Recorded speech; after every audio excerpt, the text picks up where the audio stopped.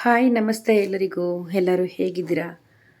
ಇವತ್ತು ಸ್ಪೆಷಲ್ಲಾಗಿ ನಾನು ಚಟ್ನಿ ಪುಡಿ ಮಾಡ್ಕೋತಾ ಇದ್ದೀನಿ.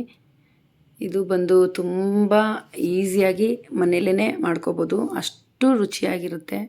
ಒಂದು ಸರಿ ಮಾಡಿಕೊಟ್ಟಿದ್ರು ನಮ್ಮ ಫ್ರೆಂಡು. ಹಾಗಾಗಿ ಆ ಟೇಸ್ಟ್ ನೋಡಿ ನಾನು ಕೂಡ ನಮ್ಮ ಮನೆಯಲ್ಲಿ ಹೇಳಿಸ್ಕೊಂಡು ಅವ್ರ ಕೈಲಿ ಮಾಡ್ಕೊಂಡಿದ್ದೀನಿ. ಮೊದಲಿಗೆ ನಾನು ಒಂದು ಅರ್ಧ ಕೆ ಜಿ ಕಡಲೆ ಬೀಜನ ಚೆನ್ನಾಗಿ ರೋಸ್ಟ್ ಮಾಡ್ಕೋತಾ ಇದ್ದೀನಿ. ಹೆಂಗೆ ಅಂತಂದರೆ ಮಿನಿಮಮ್ ಒಂದು 15 ನಿಮಿಷ ರೋಸ್ಟ್ ಮಾಡಿದ್ದೀನಿ ಒಂದೊಂದು ಬ್ಯಾಚು. ಕಾಲು ಕೆ ಜಿ ಹಾಕ್ಕೊಂಡು. ಒಂದೇ ದೊಡ್ಡ ಪಾತ್ರೆ ಇದ್ದರೆ ನೀವು ಒಂದೇ ಸರಿನೇ ಅರ್ಧ ಕೆ ಜಿನ ಹುರ್ಕೋಬೋದು. ನಾನು ಚಿಕ್ಕ ಪ್ಯಾನ್ ಇಟ್ಟಿರೋದ್ರಿಂದ ಒಂದು ಅರ್ಧ ಕೆ ಜಿನ 2 ಸರಿ ಫ್ರೈ ಮಾಡ್ಕೊಂಡಿದ್ದೀನಿ. ನೀಟಾಗಿ ರೋಸ್ಟ್ ಮಾಡಬೇಕು, ಏಕೆಂದರೆ ಅಷ್ಟು ರೋಸ್ಟ್ ಮಾಡಿದಷ್ಟು ಟೇಸ್ಟ್ ಚೆನ್ನಾಗಿರುತ್ತೆ. ಅದನ್ನು ಈ ಥರ ಸಿಪ್ಪೆನ ಚೆನ್ನಾಗಿ ಬಿಡಿಸ್ಕೊಂಡು ಇಟ್ಕೋಬೇಕು.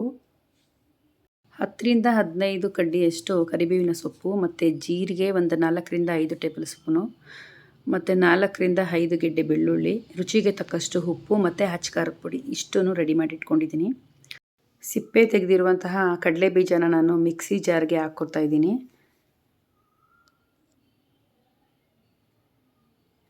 ಎಷ್ಟು ಬೇಕು ಅಷ್ಟಷ್ಟೇ ಹಾಕ್ಕೊಳ್ಳಿ, ತುಂಬ ಜಾಸ್ತಿನೂ ಹಾಕ್ಕೋಬೇಡಿ. ಇದಕ್ಕೆ ಮಿಕ್ಕಿರುವಂಥ ಇಂಗ್ರೀಡಿಯೆಂಟ್ಸ್ ಎಲ್ಲ ಹಾಕ್ಕೋತಾ ಇದ್ದೀನಿ.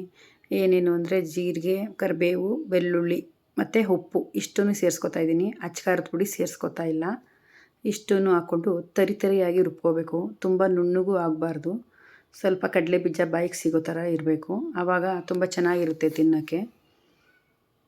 ಇದು ರುಬ್ಬಿದ್ದಾಗಿದೆ. ಇದನ್ನು ನಾನು ನೆಕ್ಸ್ಟು ಒಂದು ಪಾತ್ರೆಗೆ ಹಾಕ್ಕೋತಾ ಇದ್ದೀನಿ. ಸ್ವಲ್ಪನೇ ನಾನು 2 ಸಾರಿ ರುಬ್ಕೊಂಡೆ ಕಡಲೆ ಬೀಜನ. ಇವಾಗ ಖಾರದ ಪುಡಿನ ಇದಕ್ಕೆ ಮಿಕ್ಸ್ ಮಾಡೋಣ. ನಾನು ತೊಗೊಂಡಿರೋ ಖಾರದ ಪುಡಿ ಬಂದು ಕಾಶ್ಮೀರಿ ರೆಡ್ ಚಿಲ್ಲಿ ಅಂತಾರಲ್ಲ ಅದು. ಇದು ಬಂದು ತುಂಬ ಕಲ್ಲರಾಗಿರುತ್ತೆ. ಅದು ತೊಗೊಂಡ್ರೆ ನೋಡೋದಕ್ಕೂ ಚಟ್ನಿ ಪುಡಿ ಕಲರ್ಫುಲ್ಲಾಗಿ ಚೆನ್ನಾಗಿ ಕಾಣುತ್ತೆ. ಮತ್ತು ಖಾರನೂ ಸ್ವಲ್ಪ ಕಮ್ಮಿ ಇರುತ್ತೆ. ಹಾಗಾಗಿ ಬೇಕು ಅಂದರೆ ಖಾರ ಇರೋದನ್ನು ಒಂದು 2 ಸ್ಪೂನ್ ಹಾಕ್ಕೋಬೋದು. ನಮ್ಮ ಮಕ್ಕಳು ಖಾರ ತಿನ್ನಲ್ಲ ಅಂಥೇಳಿ ನಾನು ಜಾಸ್ತಿ ಖಾರ ಇರೋದನ್ನ ಯೂಸ್ ಮಾಡಿಲ್ಲ. ಈ red chilli powder, Kashmiri red chilli ಪೌಡ್ರನ್ನೇ ಯೂಸ್ ಮಾಡಿದ್ದೀನಿ. ತುಂಬ ಈ ಥರ ನಮಗೆ ಎಷ್ಟು ಖಾರ ಮತ್ತು ಉಪ್ಪು ಬೇಕು ಅಂತ ಟೇಸ್ಟ್ ನೋಡಿಕೊಂಡು ನಾವು ಕಲಿಸ್ಕೋಬೇಕು. ಇವಾಗ ಪರ್ಫೆಕ್ಟಾಗಿತ್ತು ಟೇಸ್ಟು. ನನ್ನ ಫ್ರೆಂಡು ಹೇಳಿದ್ರು ತುಂಬ ಚೆನ್ನಾಗಿದೆ ಅಂತ. ಅವರೇನೆ ಹೇಳ್ಕೊಟ್ಟಿದ್ದೆ ರೆಸಿಪಿ. ಈ ಚಟ್ನಿ ಪುಡಿನ ನಾವು ತಿಂಗಳಾರುಗಟ್ಟಲೆ ಸ್ಟೋರ್ ಮಾಡ್ಕೋಬೋದು. ಏನಾದರೂ ಮನೇಲಿ ಕೆಲಸ ಜಾಸ್ತಿ ಇದ್ದಾಗ ಬಿಸಿ ಅನ್ನ ಮಾಡಿಕೊಂಡು 1 ಸ್ಪೂನ್ ತುಪ್ಪ ಮತ್ತು 1 ಸ್ಪೂನು ಚಟ್ನಿ ಪುಡಿ ಹಾಕ್ಕೊಂಡು ತಿಂತಾಯಿದ್ರೆ ಮಸ್ತಾಗಿರುತ್ತೆ. ಮತ್ತು ಚಪಾತಿಗೂ ಅಷ್ಟೇ 1 ಸ್ಪೂನು ಚಟ್ನಿ ಪುಡಿ ಜೊತೆಗೆ 1 ಬೌಲ್ ಮೊಸರಿಗೆ ಕಲಿಸ್ಕೊಂಡು ತಿಂತಾಯಿದ್ರೆ ಅಷ್ಟೇ ಚೆನ್ನಾಗಿರುತ್ತೆ. ಎಲ್ಲದಕ್ಕೂ ಸೂಪರಾಗಿರುತ್ತೆ.